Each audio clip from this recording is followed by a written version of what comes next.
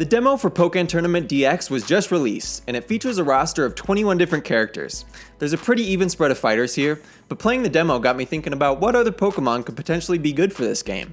I had a lot of fun brainstorming from the literally hundreds of different options, and from that thought, I've comprised a short list of Pokemon that I think would be a good fit for this game. This list is based on how the animations and attacks could look and work, the type of Pokemon the game is missing, and just also the likeliness of it actually happening.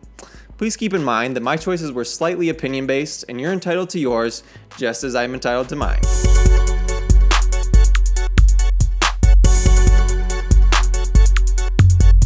Number 1. Alakazam. Alakazam is one of the original sellers of the Pokemon franchise. The character was featured in the Indigo League anime several times, and was one of the only Pokemon with 2 evolutions in Gen 1. While Alakazam generally uses special attacks as opposed to physical, that doesn't mean he couldn't have a cool looking homing attack. Just imagine the physical style of Chandelure, except instead of creating flurries with fire, he creates flurries with his spoons. The Psychic type ranged moves could also look very unique as well, especially when considering his Mega Evolution. In my opinion, this is one of the cooler Mega Evolutions available, and imagining the epicness of what the burst attack could look like gets me excited. When Pokemon first came out, the Alakazam bloodline was only one of 2 Psychic types available, and really the only viable one.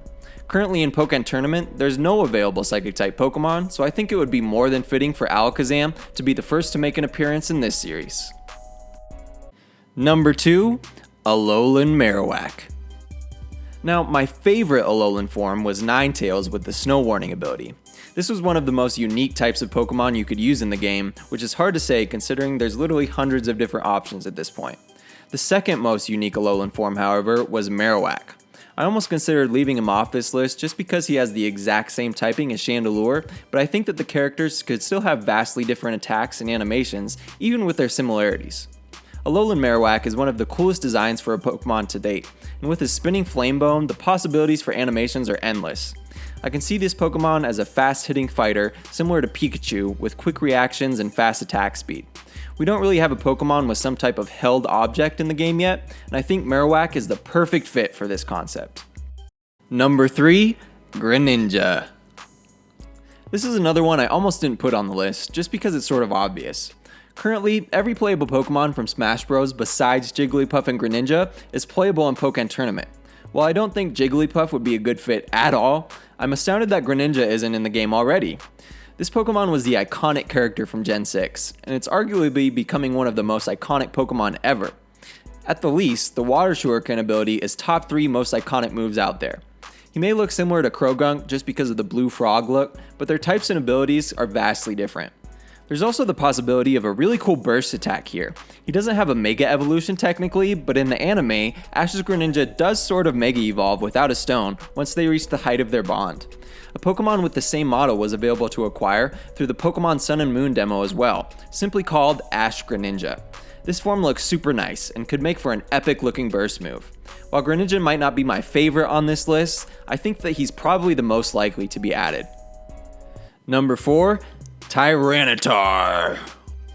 During Gen 2, we didn't have a whole lot of big, badass Pokemon. Garchomp wasn't created until 7 years later, and the only legendaries we knew were the Big Birds and Mew. This is why if you were around during this time, you know how big of a deal it was to have a Tyranitar. While Charizard and Dragonite were sort of generic looking dragons, Tyranitar was a whole different beast, with a bold new typing and a unique armored look. While he might seem a little too big and slow for this game, I think he could be really fun and a unique addition to the roster. I really liked playing Empoleon during the demo because of how big his model and animations make you feel, and I think this is something the roster is really lacking right now. Tyranitar could act as a tanky, slower character with a slower attack speed and higher damage output. There aren't a whole lot of characters like this, and it would really help diversify the playstyle options. When you consider this along with the fact that he would be the only rock type in the game, and also his cool Mega Evolution, I think it's a no-brainer that Tyranitar be added to the game. Number 5. Taboo Cocoa. Not since Gold and Silver did a Pokemon game draw me in like Sun and Moon. The different personalities, the Pokemon, the humor, the story, there's so many things I loved about this game.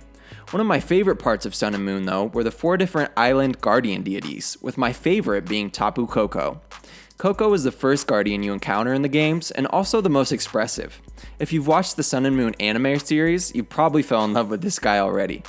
When in battle, Cocoa bounces back and forth just like something you'd see in Street Fighter, which is perfect for a game like this. There's also a possibility for an awesome looking burst attack when you consider the Taboo specific Z Stone from Sun and Moon. This summons an ancient Taboo golem from the ground to attack your enemy, and I can only imagine how creative they could get with this in the fighting title. A lot of people might hate on the newer designs of Pokemon, but I think the Game Freak team is still coming up with new and creative ideas, and Sun and Moon is truly a testament to that, especially when you look at the Taboos. So Pokken Tournament DX already adds 5 new characters to the original version of the game, and that's actually a pretty good amount when you consider the time it probably takes to develop and program all the animations for each individual Pokemon. When you consider this along with the fact that Mario Kart DX still hasn't released any new content, I think it's safe to say that this title is probably not going to have any new DLC past what we're given with the DX version. While this might be true, I still think these Pokemon would be an awesome addition to the game, and maybe in a couple years when we get Pokken Tournament 2, we might see these guys on the roster. Let me know which Pokemon I left out of this list, because I'm sure there's plenty of them.